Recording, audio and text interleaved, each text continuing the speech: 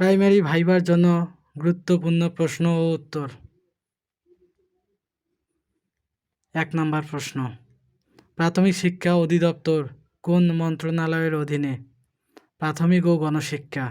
২ কত সালে প্রাথমিক ও গণশিক্ষা মন্ত্রণালয় গঠিত হয়? ১৯৭২ সালে। ২০১০ সালের জাতীয় শিক্ষানীতির সুপারিশক্রমে বর্তমানে বাংলাদেশের শিক্ষা স্তর কয়টি ও কী কী? ৪টি। প্রাক-প্রাথমিক, প্রাথমিক, মাধ্যমিক ও উচ্চ শিক্ষা। নতুন জাতীয় শিক্ষানীতি মন্ত্রিসভায় অনুমোদিত হয় কবে? ৩১ মে ২০১০ সালে। জাতীয় শিক্ষানীতিতে কোন শিক্ষাকে অবৈতনিক, সর্বজনীন ও বাধ্যতামূলক করা হয়েছে? প্রাথমিক শিক্ষাকে। বাংলাদেশে বাধ্যতামূলক প্রাথমিক শিক্ষা আইন কত সালে পাস হয়? ১৯৯০ সালে। বাংলাদেশে বাধ্যতামূলক প্রাথমিক শিক্ষা প্রথম কত সালে চালু হয়? ১৯৯২ সালে। বাংলাদেশে দেশব্যাপী বাধ্যতামূলক প্রাথমিক শিক্ষা কত সালে চালু হয়? ১৯৯৩ সালে। বাংলাদেশে প্রথম নিরক্ষরমুক্ত জেলা কোনটি? মাগুরা। শরীফ শিক্ষা কমিশন কত সালে গঠিত হয়? ১৯৫৯ সালে। কবির চৌধুরী শিক্ষা কমিশন কত সালে গঠিত হয়? ২০০৯ সালে। শিক্ষা কি? শিক্ষা হলো এমন একটি প্রক্রিয়া যার মাধ্যমে মানুষ ভালো মন্দ বুঝতে শেখে, মানুষ দক্ষ, সুশৃঙ্খল ও মানবিক হয়। ১৪ শিক্ষানীতি কি? একটি রাষ্ট্রের শিক্ষা ব্যবস্থা কেমন হবে, কোন লক্ষ্যকে সামনে রেখে পরিচালিত হবে, কিভাবে বাস্তবায়ন হবে। সমাজে একজন শিক্ষককে কিভাবে দেখা হয়? সম্মান ও শ্রদ্ধার চোখে। একজন আইডিয়াল টিচার কি কি গুণাবলী ধারণ করে? সততা, ন্যায়পরায়ণতা, দায়িত্ববোধ, সময়ানুবর্তিতা, ধৈর্যশীলতা ইত্যাদি। শেখা ও শেখানো কোনটি বেশি গুরুত্বপূর্ণ? দুটোই, তবে শেখা, কারণ শিখলে শেখানো যায়। সরকারি চাকরিতে কি কি সুবিধা আছে যে কারণে সবাই আসতে চায়? সরকারি চাকরিতে রয়েছে সামাজিক মর্যাদা, চাকরির নিরাপত্তা, আর্থিক ও অন্যান্য সুবিধা, তাই সবাই সরকারি চাকরিতে আসতে চায়। টিচিংকে কেন প্রফেশন হিসেবে বেছে নিচ্ছেন? টিচিং প্রফেশনে রয়েছে সম্মান, শ্রদ্ধা, সামাজিক মর্যাদা, জনসেবা করার সুযোগ ও অন্যান্য সুযোগ সুবিধা, তাই আমি টিচিংকে প্রফেশন হিসেবে বেছে নিচ্ছি। শিক্ষার উদ্দেশ্য ও লক্ষ্য কোনটি? উদ্দেশ্যের জফলাটা নাই, এটা দিয়ে দেন আপনারা। মানবিক, নৈতিক, দক্ষ, কর্মক্ষম মানুষ গড়ে তোলা।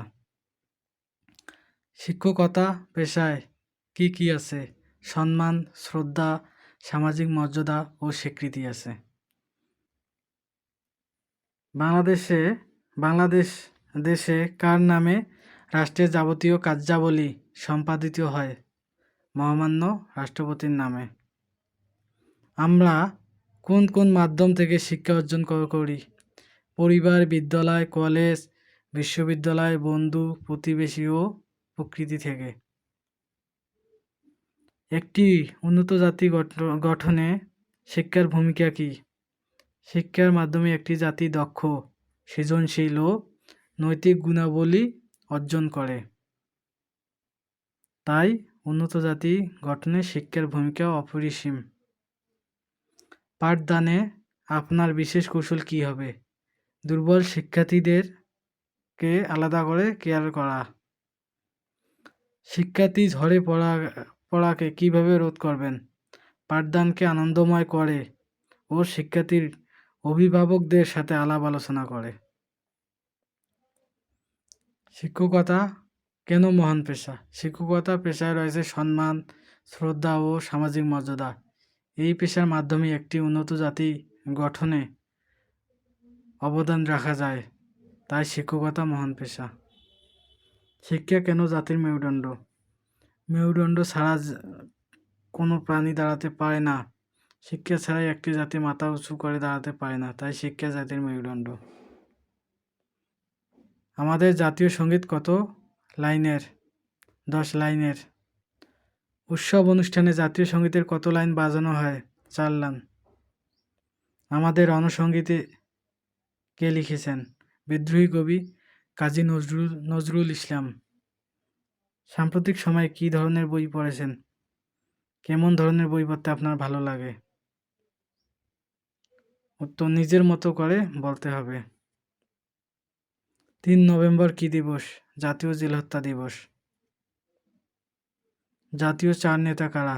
Syed Nazrul Islam, Tajuddin Ahmed, captain M Mansur Ali, S M Kamruzzaman.